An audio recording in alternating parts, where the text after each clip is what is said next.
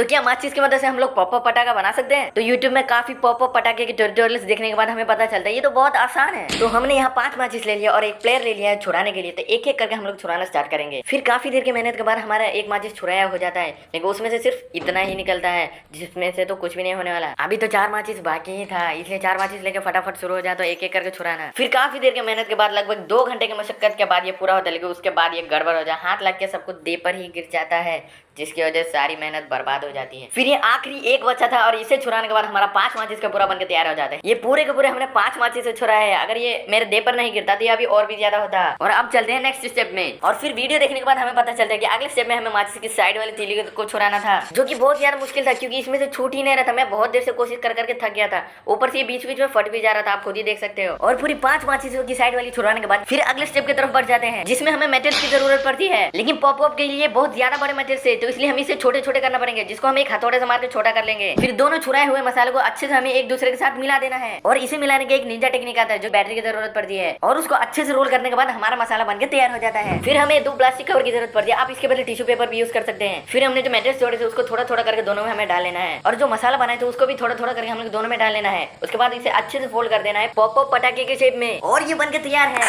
तो अब बारी आती है हमारे पहले पॉप अप पटाखे फोड़ने की। चलो कोई बात नहीं, एक नहीं फूटा तो हम लोग दूसरा ट्राई करके देखते हैं, इसलिए हमने 2 बनाया था। अब तू गया बेटा, अब तू गया, देख तेरी औकात मैं दिखाता हूँ तुझे।